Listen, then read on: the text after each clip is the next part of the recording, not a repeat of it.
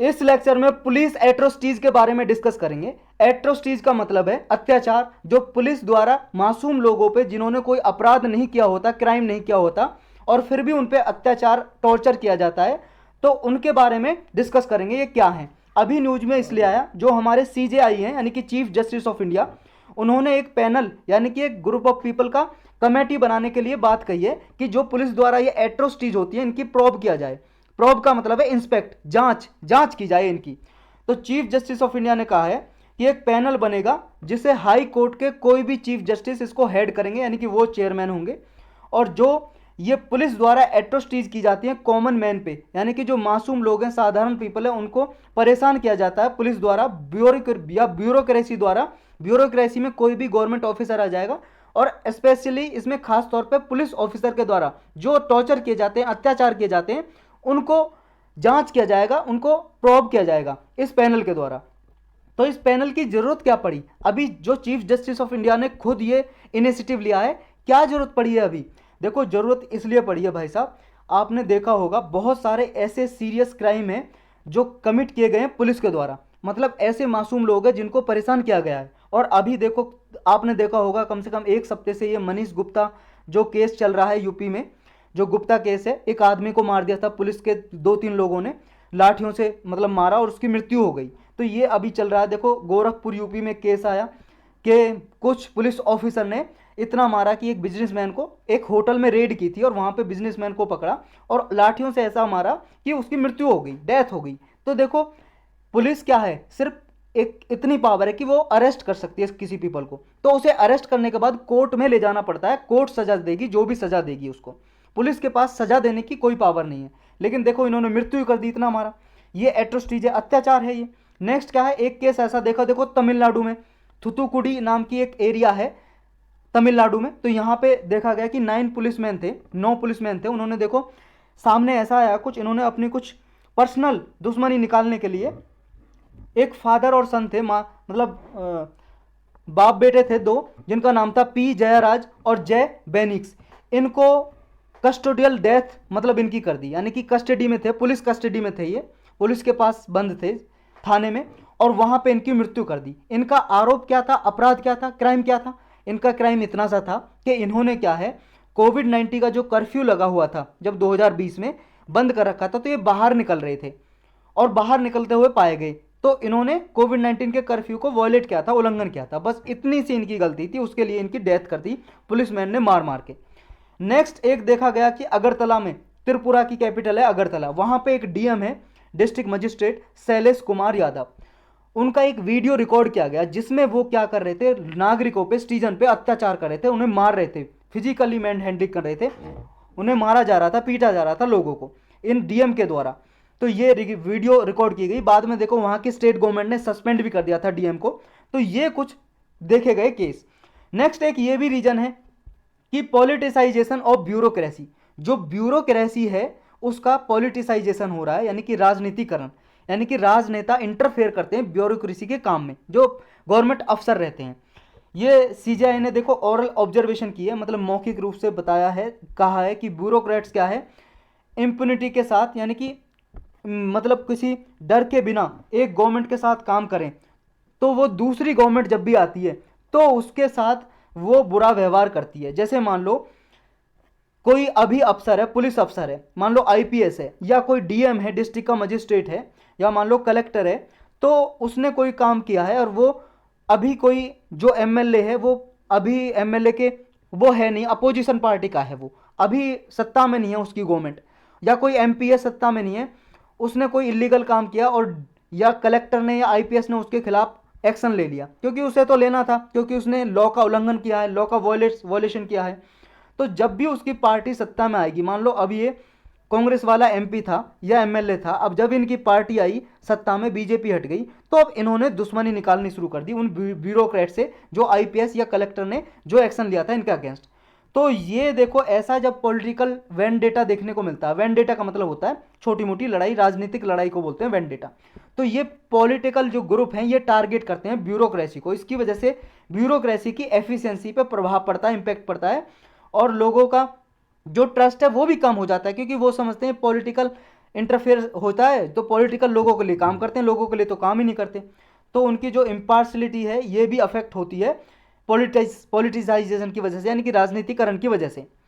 इस ऐसा एग्जाम्पल है, देखो जो हम पढ़ रहे हैं ऊपर, जो पॉलिटिसाइजेशन ऑफ ब्यूरोक्रेसी का एग्जाम्पल है।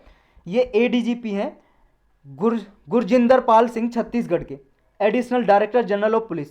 ये देखो इन्होंने अभी प्रोटेक्शन मांगी है सुप्रीम कोर्ट से। क्यों? क्योंकि देखो इन पे आरोप लगाए गए, इन पे सेडिशन के आरोप लगा दिए करंट गवर्नमेंट जो आई है।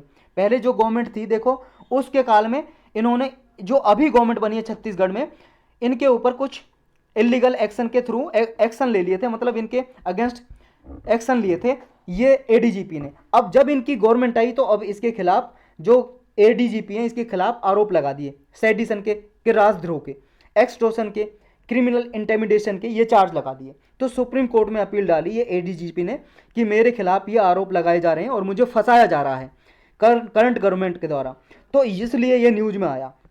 तो अब देखो जो एट्रोसिटीज हैं पुलिस द्वारा की जाती हैं ये ह्यूमन राइट के लिए बहुत ही कंसर्न है, मतलब मानव अधिकारों का उल्लंघन होता है इन एट्रोसिटीज यानी कि अत्याचार के द्वारा। कौन कौन से हैं? देखो फंडामेंटल राइट से हमारे सिटीजन के मौलिक अधिकार, उनका वॉयलेशन होता है। ये है आर्टिकल 21। आर्टिकल 21 का उल्लंघन होता है, देखो अगर कस्टोडियल वायलेंस होता है, अगर पुलिस की कस्टडी में है कोई पर्सन और वहां पे डेथ हो जाती है, यानी कि वो उसके राइट टू लाइफ और डिग्निटी जो आर्टिकल 21 में के अंदर दिया जाता है फंडामेंटल राइट, उसका उल्लंघन होता है। आर्टिकल 19 का होता है कैसे? जो हमारा आईपीसी है, इंडियन पीनल कोड, उसका सेक्शन है 506। इसमें देखो क्या है कि इसमें कोई भी, तो आर्टिकल 19 का ऐसे उल्लंघन होता है कि सेक्शन 506 है जो हमारा आईपीसी का, उसमें यह है, उसका यूज करते हैं कि to get non bailable remand, कि पुलिस क्या है यूज करती है कि उसे बेल नहीं देगी, जमानत नहीं देगी। जमानत होती है ना, बेल लेते हैं कि कोई आदमी गिरफ्तार किया और जमानत लेके छूट के आ जाता है, उस पर केस चलता रहता है। लेकिन सेक्शन 506 में आईपीसी के में ये दिया हुआ है कि पुलिस चाहे तो इस सेक्शन के अंदर उसे रिमांड पे रख सकती है पूछताछ के लिए, और उसे बेल नहीं देने का अधिकार दिया जाएगा तब तक जब तक वो रिमांड पे रहेगा। तो ये देखो जो सेक्शन 506 है ये फंडामेंटल राइट ऑफ फ्रीडम है आर्टिकल 19 के अंदर, इसका उल्लंघन है, वॉयलेशन है। नेक्स्ट है आर्टिकल 20 क्लाउज 3। ये क्या है? जब पुलिस थर्ड डिग्री का इस्तेमाल करती है और अत्याचार करती है लोगों पे, तो ये क्या है? जबरदस्ती इंफॉर्मेशन उनसे लेती है, यानी कि उन्हें खुद ही विटनेस बनाती है। और जब देखो सेल्फ इंक्रिमिनेशन होता है, ये फंडामेंटल राइट है, right to against self incrimination, मतलब किसी आदमी को अपने ही अगेंस्ट विटनेस ना बनाया जाए, मतलब अपने गवाही जो देते हैं ना लोग, गवाह होते हैं, गवाह अपनी गवाही खुद नहीं देगा इंसान। ये फंडामेंटल राइट है हमारा आर्टिकल 20 क्लाउज 3 के अंदर। तो जब जबरदस्ती उनसे इंफॉर्मेशन ली जाती है, उन पर अत्याचार करके मार पीट के, तो ये आर्टिकल 20 क्लाउज 3 का भी उल्लंघन है। नेक्स्ट आर्टिकल 22, ये है राइट टू कंसेल। ये राइट टू कंसेल क्या है? हमारा फंडामेंटल राइट है आर्टिकल 22 क्लाउज 1 के अंदर, कि हम जब भी गिरफ्तार करेगी पुलिस तो हम किसी अपने मन मर्जी के वकील से काउंसिल कर सकते हैं, सहमति मतलब उससे सलाह ले सकते हैं। लेकिन कस्टोडियल वायलेंस होता है इसका भी, जब पुलिस गिरफ्तार कर लेती तो किसी वकील से या लॉयर से वो बात नहीं करने देती है कभी कभी, तो ये भी हमारे फंडामेंटल राइट का उल्लंघन है। नेक्स्ट है आर्टिकल 5, ये universal declaration of human right है, जो यूनाइटेड नेशन के ये ह्यूमन राइट्स का एक डॉक्यूमेंट है। इसमें आर्टिकल 5 ये कहता है कि ये जो टॉर्चर होता है, क्रूवल यानी कि अत्याचार होता है, इन ह्यूमन प्रैक्टिसेस होती हैं या उनसे डिग्रेडिंग ट्रीटमेंट या पनिशमेंट दी जाती है लोगों को पुलिस के द्वारा, ये आर्टिकल 5 का उल्लंघन है। नेक्स्ट है रूल ऑफ लॉ का वायलेशन। देखो ऐसा माना जाता है, ये रिपोर्ट है, ये रिपोर्ट आपको जब भी आंसर लिखना मेंस में ये कोट करनी है, आपको लिखनी है। According to national police commission की रिपोर्ट के अनुसार, थर्ड रिपोर्ट के अनुसार ये है कि जब भी पुलिस अरेस्ट करती है उनमें से 60% ऐसे अरेस्ट पर्सन होते हैं, ये अननेसेसरी होती है, कि पुलिस को कोई ज़रूरी नहीं है अरेस्ट करना, कि देखो बहुत सारे ऐसे केस होते हैं कि पुलिस उसमें अरेस्ट नहीं कर सकती और ज़रूरी नहीं है अरेस्ट करना, लेकिन पुलिस फिर भी अरेस्ट करके लेके जाती है। ये एक मैगजीम है, एक प्रिंसिपल है जिसका नाम है सालुस पॉपुली ईस्ट सुप्रीमा लेक्स। इसका मतलब है safety of the people is the supreme law, कि हमारे लॉ के अकॉर्डिंग कि सबसे सुप्रीम बात यह है कि पीपल की सेफ्टी होनी चाहिए, सुरक्षा होनी चाहिए। तो इस मैगजीम का, इस प्रिंसिपल का उल्लंघन होता है जब पुलिस अननेसेसरी अरेस्ट करते हैं, कि उसमें ऐसा अपराध है उसमें अरेस्ट करना जरूरी नहीं है लोगों को, तो उसमें भी अरेस्ट किया जाता है। नेक्स्ट है अब चैलेंजेस क्या हैं, कि जो ब्यूरोक्रेट्स के द्वारा, पुलिस के द्वारा जो मिसयूज हो रहा पावर का, इसको रोकने के लिए क्या क्या चैलेंजेज हैं। पहला चैलेंजेज है कि इंडिया क्या है, has not criminalised custodial violence. India के पास ऐसा कोई लॉ नहीं है कि जो भी ये कस्टोडियल डेथ होती हैं उसको भी क्रिमिनल एक्टिविटी की तरह समझा जाए। अगर पुलिस, मान लो पुलिस कस्टडी में थाने में किसी की मृत्यु हो जाए तो उस पर भी क्रिमिनल की तरह चार्जेस चलें, कोर्ट में केस चले। तो हमारे पास, इंडिया के पास एंटी टॉर्चर लेजिस्लेशन नहीं है। लेजिस्लेशन का मतलब है लॉ, कानून। कानून नहीं है हमारे पास कि टॉर्चर के अगेंस्ट एक्शन लिया जा सके पुलिस के अगेंस्ट भी। नेक्स्ट है, देखो सुप्रीम कोर्ट ने ये 2006 में एक वर्डिक्ट दिया। ये फेमस वर्डिक्ट है, फेमस केस है, ये आपको याद रखना। वर्डिक्ट का मतलब होता है डिसीजन, फैसला। ये फेमस केस है सुप्रीम कोर्ट का।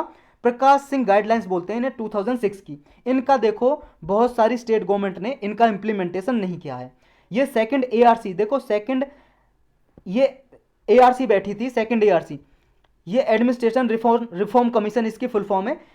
इसने भी रिपोर्ट दी थी और इस रिपोर्ट के आधार पर भी सुप्रीम कोर्ट ने ये प्रकाश सिंह गाइडलाइंस 2006 में ये केस में अपना फैसला सुनाया था। उसमें कहा था हर एक state government independent complaint authority appoint करेगी, कंस्टिट्यूट करेगी, बनाएगी। ये इंडिपेंडेंट कंप्लेंट अथॉरिटी ये है कि जब भी कोई पुलिस ऐसा अत्याचार करती है तो कोई भी आदमी पुलिस के अगेंस्ट भी केस कर सकता है, उसके अगेंस्ट भी कंप्लेंट कर सकता है, शिकायत कर सकता है। तो अभी देखो कई स्टेट ने इंप्लीमेंट कर दिया ये और कई ने नहीं करी है, तो ये भी अभाव है। नेक्स्ट है, पुलिस फोर्सेस की क्या है, अकाउंटेबिलिटी की कमी है। केवल क्या है, अगर किसी पुलिस पे कोई केस चलाना हो तो गवर्नमेंट की अप्रूवल लेनी पड़ती है, केवल और केवल, यानी कि एग्जीक्यूटिव ही उन्हें पुलिस को स्यू कर सकता है, यानी कि कोर्ट में ले जा सकता है। उसकी अप्रूवल के बिना, उसकी सहमति के बिना पुलिस पे, यानी कि जो आईपीएस वगैरह होते हैं उन पे केस नहीं चला जा सकता। ये भी देखो एक अकाउंटेबिलिटी का अभाव है। नेक्स्ट है, परसेप्शन ऑफ क्विक जस्टिस। एक ये भी है कि 80% पुलिस पर्सनल, मतलब 80% पुलिस पर्सनल ये समझते हैं, ये बिलीव करते हैं कि वायलेंस तो जस्टिफाइड है, कि पुलिस का काम तो अत्याचार करना ही है, पुलिस जब तक मारेगी पीटेगी नहीं, इंफॉर्मेशन नहीं ली जा सकती। और देखो 50% जो सिटीजन है, हमारे नागरिक हैं, वो भी यही सोचते हैं। किसके अनुसार सोचते हैं, ये रिपोर्ट है, कॉमन कोज नाम की नॉन प्रॉफिट ऑर्गेनाइजेशन है, उसकी रिपोर्ट आई थी 2019 में, status of policing in India report. तो लोग भी सोचते हैं देखो, और 80% पुलिसमैन भी सोचते हैं कि मारना पीटना तो हमारा धर्म है, हमारा अधिकार है, ऐसा सोचते हैं। तो ये देखो मेंटेलिटी है, इसको दूर करने की भी जरूरत है। नेक्स्ट क्या है चैलेंजेस, नेक्स्ट है अंडर फंडेड, अंडर ट्रेंड और under staffed police officer, police forces. देखो पुलिस के पास इतने रिसोर्सेज भी नहीं है और मॉडर्न टेक्नोलॉजी भी नहीं है। जो मॉडर्नाइजेशन ऑफ पुलिस फोर्सेज है इसका भी अभाव है। ये स्कीम है जो modernisation of police force scheme है, इसके अंदर ये था कि मॉडर्नाइज बनाना था पुलिस को, मॉडर्न इक्विपमेंट देने थे, मॉडर्न इन्फॉर्मेशन निकालने के लिए साइंटिफिक मेथड यूज करने थे। लेकिन बीपीआरडी की डेटा के according, BPRD bureau of police reform and development के अकॉर्डिंग, इनका यूटिलाइजेशन, इस स्कीम का यूटिलाइजेशन यूज नहीं हो रहा है अच्छे तरीके से। इसकी वजह से क्या है, बिना रिसोर्सेज होने के कारण पुलिस क्या है, पुलिस फोर्स पे प्रेशर बन जाता है कि वो अनलीगल एक्टिविटी, यानी कि ये फोर्सफुली मार पीट के इन्फॉर्मेशन निकालती है। जैसे मान लो बहुत सारे ऐसे इंस्ट्रूमेंट हैं कि जैसे वो होता है ना, लाई डिटेक्टर मशीन होती है, लाई डिटेक्टर झूठ को डिटेक्ट करते हैं। आपने देखा होगा बहुत सारी फिल्मों में, बहुत सारी मूवीज़ में, कि उसके इंस्ट्रूमेंट लगा देते हैं, पता लग जाता है कि उसने झूठ बोला है नहीं बोला, इन्फॉर्मेशन निकाल लेते हैं। तो ऐसे साइंटिफिक मेथड का अभी अभाव है हमारे इंडिया में। नियरली 20% पुलिस पर्सनल ऐसे हैं, वो क्या है, उन्हें कभी भी ह्यूमन राइट की ट्रेनिंग नहीं दी जाती कि मानव अधिकारों को कैसे बचाया जाएगा। आप जब भी आप ड्यूटी करोगे तो इनकी ट्रेनिंग नहीं दी जाती 20% पुलिस पर्सनल को। पर्सनल का मतलब कर्मचारी। ये रिपोर्ट है कॉमन कॉज, जो नॉन प्रॉफिट ऑर्गेनाइजेशन है, यानी कि एक गैर सरकारी संस्था है, नॉन गवर्नमेंटल ऑर्गेनाइजेशन एनजीओ, और एक है CSDS लोक नीति। इसकी रिपोर्ट के अकॉर्डिंग 12% पुलिसमैन को ह्यूमन राइट की कोई उन्हें ट्रेनिंग नहीं दी जाती। नेक्स्ट है कि measure to curb misuse of power by bureaucrats. अब कौन कौन से तरीके अपनाए जा सकते हैं कि ये एट्रोसिटीज, अत्याचार रोके जाएं पुलिस के द्वारा या और ब्यूरोक्रेट्स के द्वारा। एक है लॉ कमीशन रिपोर्ट है, इसका इंप्लीमेंटेशन होना चाहिए। लॉ कमीशन की 273वीं रिपोर्ट है, ये कहती है कि चाहे पुलिसमैन हो, चाहे पैरामिलिट्री हो, चाहे मिलिट्री हो, आर्मी नेवी एयरफोर्स, किसी के भी कर्मचारी हो, पर्सनल हो, जो भी कोई ऐसा अत्याचार करे उसे क्रिमिनल ही समझा जाए, उसे अपराधी समझा जाए और उस पर केस चलाया जाए। और उसे जो अपराध किया है उसके अकॉर्डिंग जो उस पर सजा है वो नॉर्मल सिटीजन की तरह उसे सजा दी जाए। नेक्स्ट है लीगल मेजर्स लिया जाए। जो हमारा CRPC सेक्शन 197 है इसको अमेंड किया जाए। इसमें क्या है, कभी भी जब कोई पुलिसमैन कोई अत्याचार करता है, उसके केस उसके अगेंस्ट में केस चलाना पड़ता है। मान लो आर्बिट्ररी डिटेंशन किया है उसने, मतलब जानबूझ के किसी आदमी को कैद कर लिया, उसने कोई अपराध नहीं किया है, या एक्स्ट्रा जुडिशियल किलिंग, उसने देखो कोर्ट ने अभी अपना फैसला भी नहीं दिया, उसने मार पीट रहा उसे, पुलिस वाले मार पीट रहे हैं थाने में, एक्स्ट्रा जुडिशियल किलिंग कर रहे हैं, टॉर्चर कर रहे हैं, या कोई क्रिमिनल एक्ट कर रहे हैं, तो क्या है गवर्नमेंट की परमिशन नहीं होनी चाहिए। अभी क्या है सीआरपीसी सेक्शन 197 के अकॉर्डिंग गवर्नमेंट की परमिशन लेनी पड़ती है जब पुलिस वाले पे किसी पे आईपीएस वगैरह पे केस दर्ज करना पड़ता है, तो ये परमिशन नहीं लेनी चाहिए, डायरेक्ट उसका जाओ कोर्ट में दर्ज कराओ केस और चलाओ। नेक्स्ट है एडमिनिस्ट्रेटिव मेजर्स लेने चाहिए। देखो जो डी के बासु जजमेंट आया था 1987 का कोर्ट का, तो इसमें स्ट्रिक्टली इंप्लीमेंट होना चाहिए इसका, कि ये है जब भी किसी आदमी को अरेस्ट किया जाए तो उसके किसी रिश्तेदार को बताया जाना चाहिए कि हम इसे अरेस्ट करके ले जा रहे हैं। और मेडिकल एग्जामिनेशन भी होनी चाहिए अक्यूज्ड की, जिस पर आरोप लगाए, ये मैंडेटरी होनी चाहिए कि उसकी एग्जामिनेशन करो, मैंडेटरी मेडिकल एग्जामिनेशन करो, अनिवार्य करो, कंपलसरी करो। और जब भी उसे अरेस्ट किया जाए किसी एक विटनेस के सामने, किसी एक पर्सन के सामने, गवाह हो वो, उसके सामने अरेस्ट किया जाए, उसे बताया जाए कि वो उसके घर वाले को बताए, अगर उसका घर वाले वहाँ पे उपलब्ध नहीं है, और उसका सारा डेटा किस टाइम पर अरेस्ट किया, किस लिए अरेस्ट किया, उसका सारा मेमो तैयार किया जाए अरेस्ट के टाइम पे। नेक्स्ट मेजर्स है जुडिशियल मेजर्स, मजिस्ट्रेट का रोल आ जाता है यहाँ पे। देखो ऐसे जो डॉक्यूमेंट्स वगैरह हैं जो पुलिस लेके आई है इंस्पेक्शन करके, यानी कि जांच करके, तो जुडिशियल उसकी क्या है मजिस्ट्रेट वगैरह उनको इंस्पेक्ट करना चाहिए, जांच करनी चाहिए, क्रॉस मतलब जांच करनी चाहिए।